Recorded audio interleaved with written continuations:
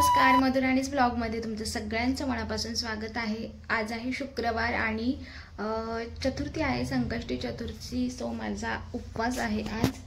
चला, आजच्या दिवसाची सुरुवात छान झालेली आहे। आज सगळ्यांना गणेश चतुर्थीच्या खूप खूप शुभेच्छा। आता मी मुलांना म्हणजे शिवांशला उठवते, त्याची तब्येत जरा बरी नाहीये, ताप आलेला आहे, त्यामुळे त्याला काही स्कूलला पाठवणार नाही। अनु गेलाय स्कूलला, त्यामुळे आता तो येईल 10:30-11 पर्यंत त्याची एग्जाम होते आणि तो घरी येतो। सो चला, आजचा दिवस कसा जातो, काय जातो, सगळं काही तुमच्यासोबत शेअर करणार आहे। व्हिडिओ स्किप न करता शेवटपर्यंत नक्की बघा। सकाळची सुरुवात तर ही देवपूजेनेच होते आणि आज होती गणेश चतुर्थी, त्यामुळे गणपती बाप्पाची ही छान अशी इथे पूजा करायची होती। आणि आपल्याकडे गणपती बाप्पा असतो, आता हे सगळ्यांनाच माहिती झालेलं असेल। सो गणपती बाप्पा घरात असल्याने एक वेगळीच पॉझिटिव्हिटी येते। त्याचबरोबर ना मुलांनाही खूप छान वाटतं नेहमीची आरती वगैरे। आता बरेच जण म्हणतात की रोजची आरती करता, गणपती आपण ज्यावेळेस वर्षभर ठेवतो त्यावेळेस रोज आरती करावी लागते आणि त्यामुळे मग आम्ही नाही ठेवत वगैरे असं। पण असं काही नाही, आपल्याला जमेल तसं। कोणताही देव म्हणत नाही की तुम्ही दिवसभर माझ्याजवळ बसा, माझी आरती करा किंवा असं तसं। म्हणजे मी तरी रोज आरती करत नाही, पण रोज नित्य नियमाने सकाळ संध्याकाळ दिवा लावते, नमस्कार करते, इतकंच। आणि वेळ असेल तर आरती ही होते आणि नसेल तर काहीही फरक पडत नाही। आपल्या मनात जर भाव असेल तर काही गरज नाहीये रोज आरतीच केली पाहिजे वगैरे। पण मला गणपती बाप्पा खास घरात ठेवायला म्हणजे खूप इच्छा होती आणि आता हे माझं दुसरं वर्ष आहे की बाप्पा घरामध्ये आहे, त्यामुळे ना छान वाटतं। आणि संकष्टी चतुर्थीच्या दिवशी मात्र मग आरती, नैवेद्य, प्रसाद या सगळ्या गोष्टी त्या दिवशी येतात। सो चला, सकाळची देवपूजा इथे करून घेते आणि गणपती बाप्पाची ही पूजा। शिवांश उठलेला आहे आणि आज त्याला स्कूलला जायचं नव्हतं, त्यामुळे त्याची मध्ये इथे लुडबुड चाललेली आहे। नाहीतर काय होतं की उठलं की त्याचं आवरायला घ्यावं लागतं पटापट, आणि आता त्याला बरं नाहीये म्हटल्यावर त्याचंही असंच आहे की मम्मा मला जायचं नाहीये, त्यामुळे तो तुम्हाला इथे लुडबुड करताना दिसत असेल। सो छान देवपूजा झाली आणि देवपूजा केली की कसं मन प्रसन्न होतं आणि त्याचबरोबर बाप्पांना बघितलं तर आणखीनच सुंदर वाटतं।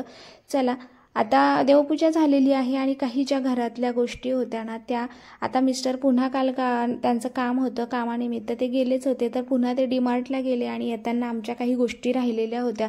म्हणजे मागच्या वेळेस जो किराणा आणला आणि तुम्हाला दाखवली की किती भयानक गर्दी होती, आणि ते सकाळी गेले होते त्यामुळे सकाळी काही गर्दी नव्हती, म्हणजे असं ठरवलं नव्हतं, पण जाताना दिसलं की गर्दी वगैरे नाहीये म्हणून ते गेले। त्यांचा कॉल आलेला की काय घ्यायचं बाकी आहे, मग त्यामुळे ना मग बऱ्याच गोष्टी राहिलेल्या होत्या, जसं की ड्रायफ्रूट्स राहिलेले होते। आणि या काही गोष्टी अशा असतात की त्या आपण घाईमध्ये नाही घेऊ शकत, क्वालिटी, रेट या सगळ्याच गोष्टी व्यवस्थित बघितल्याशिवाय तर आपण नक्कीच घेऊ शकत नाही। त्याचबरोबर छोटे मोठे खडे मसाले होते, पिठी साखर होती, चिवड्याचे पोहे काही होते वेगळे, आणि अशा बऱ्याच गोष्टींना ज्या आम्ही घाई गडबडीत विसरून गेलो होतो, कारण की गर्दीत चालायलाच जागा नव्हती, तर ही वस्तू कुठे ती वस्तू कुठे हे शोधायलाही तेवढा वेळ नव्हता। जे दिसेल ते घ्यायचं आणि त्यानंतर आम्ही निघालो। चला, मग त्याचमुळे ना सगळं किचन जरी आवरून झाले, पण ह्या काही काचेच्या आपल्याला खूप आवड असते ना, क्रॉकरी असते की काचेच्या गोष्टी अशा छान मस्त, त्यामध्ये ड्रायफ्रूट्स किंवा आणखी काही काही गोष्टी। सो हे डेकोर करायला मला पर्सनली खूप जास्त आवडतं आणि त्यामुळे मी काही गोष्टीही किचनसाठी मागवल्या होत्या, ज्या की तुम्हाला मी त्याचे प्रोडक्ट मागे दाखवले आणि त्याच आता इथे रिसेट करायच्या होत्या असं आपण म्हणू शकतो। सो चला, या सगळ्या ज्या होत्यात ना काचेच्या ज्या काही बरण्या, त्यामध्ये मी छान असे ड्रायफ्रूट्स भरले। दिसायला छान दिसतात आणि दिसणाऱ्या असल्यामुळे मुलांना ते मागता येतं। आता हात नाही पुरत, पण ते सांगतात मम्मा मला हे दे ते दे, मग मी काढून त्यांना देते। आणि त्यानंतर आता हे काचेच्या बॉटल आहे ऑइल डिस्पेन्सरच्या, याही तुम्ही बऱ्याचदा बघितल्या असेल, त्याही छान वॉश करून ठेवलेल्या होत्या।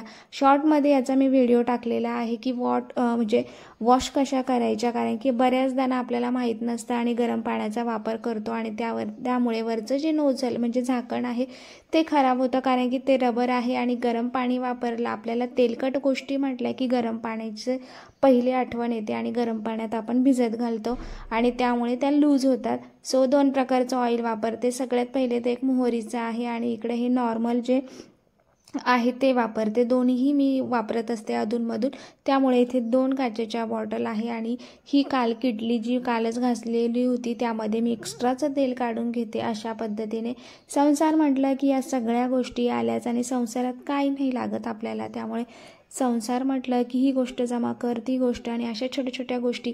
खरं जर म्हणायला झालं ना तर माझ्या म्हणजे सासूबाईंनी सगळ्याच गोष्टी करून ठेवलेल्या आहेत. त्यामुळे मला असं वेगळं काही घ्यायची गरज पडत नाही आणि म्हणून मग मी अशा छोट्या मोठ्या डेकोरेशनच्या वस्तू घेत असते. बऱ्याच जणांचं मी बघितलं आहे ज्यांचा नवीन संसार चालू होतो त्यांना खूप शून्यातून सगळ्या गोष्टी उभ्या कराव्या लागतात, अगदी एक एक चादर, गोधडी, उशी वगैरे. पण माझं तसं नाही आहे, त्यामुळे मला त्या गोष्टींचा तितका टेन्शन नसतं आणि जे आहे ते खरं आहे. इतकं सगळं त्यांनी करून ठेवलं आहेत ना, त्यामुळे मला काहीही करावं लागत नाही. पण या छोट्या मोठ्या गोष्टी, जसं आता ट्रेंड बदलतो आहे, नवीन नवीन काही गोष्टी येत आहे, त्या गोष्टीही मला करायला आवडतात म्हणून मग घेतल्यात मी त्या. जसं की आता हे मसाला बॉक्स आहे वुडनचा, ॲट्रॅक्टिव्ह आहे, दिसायला छान दिसतो, किचनलाही छान असं डेकोरचा लुक मिळतो म्हणून मग मी तो मागवला होता. आणि फायनली आता खडे मसाले वगैरे सगळं काही घरात असलं की ते जरा लावायलाही आपल्याला मजा येते आणि दिसायलाही छान वाटतं. आता पुलाव बनवायचा आहे किंवा काही बनवत असो, बिर्याणी वगैरे, आपल्याला खडा मसाला लागतो आणि प्रत्येक वेळेस एक एक बरणीतून काढण्यापेक्षा एकदा एक ओपन केलं की सगळे मसाले आपल्याला छान असे मिळतात. आणि हो, वेगवेगळं सेक्शन आहे ते अजिबात एकत्र होत नाही, दिसायला छान दिसतं आणि मस्त आहे. याआधी ना मी त्याला ओल्या कपड्याने छान पुसलं, त्यानंतर उन्हात मी सुकवलेलं आहे कारण की लाकडाचं आहे आणि त्यानंतर आता यामध्ये या वस्तू ठेवते. सो छान वाटतंय, फिलिंग खूप मस्त असतात. छोट्या छोट्या गोष्टींमध्ये ना इतका आनंद मिळतो ना की काय सांगायचं तुम्हाला, तुम्हालाही मिळत असेल आय होप की. कारण की ना ज्यांना कोणाला या अशा डेकोरच्या गोष्टींची आवड असते, होम मेकर आहे, त्यांना या खरंच या गोष्टी आवडतात.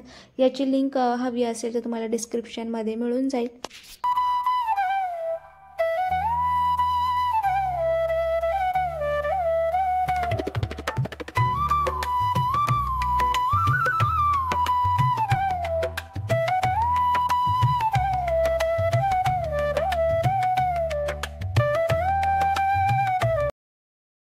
आणि त्यानंतर या ऑइल डिस्पेन्सरच्या बॉटलबरोबर मिळालेल्या छोट्याशा बरण्या आहे. यामध्ये ना मी मसाले, मिक्स हर्ब्स वगैरे ठेवायचे, पण यावेळेस ते आणलं नाही, त्यामुळे त्यामध्ये हे अशा काही गोष्टी ठेवल्या आहे. चिली फ्लेक्स नाही आहे माझ्याकडे, पण चिया सीड्स वगैरे आहे, बडीशोप आहे, कारण की ह्या गोष्टींचं मिळून मला एक मुखवास आपण जो म्हणतो तो बनवायचा आहे, त्यामुळे ते ठेवलं. धनाडाळ ठेवली आणि इथे या छोट्या छोट्या बरण्या होत्या त्या सगळ्या काढून अशी छोटीशी जागा केली. आता त्या बरण्या मला टाकायच्या होत्या पण त्यातला अजून काही गोष्टी बाकी आहे, त्यामुळे त्या वरती ठेवून दिल्या. अशा प्रकारे आज छोट्या मोठ्या ज्या काही राहिलेल्या गोष्टी होत्या त्या सगळ्या ठेवल्या आणि फायनली आता घरातल्यांचंही सगळं आवरून दिलं आहे. पनीरची भाजी सकाळच्या जेवणात बनवली होती आणि आता माझा उपवास आहे, त्यामुळे मी कालच साबुदाणा भिजत घातलेला होता. काम करावं लागतं, त्यामुळे उपवास असो काही असो खाल्ल्याशिवाय कसं होणार. सो बघा इथे ना साबुदाणा रात्री भिजवला, त्यामुळे छान भिजलेला होता. आता इथे ना मी बनवायला घेते खिचडी.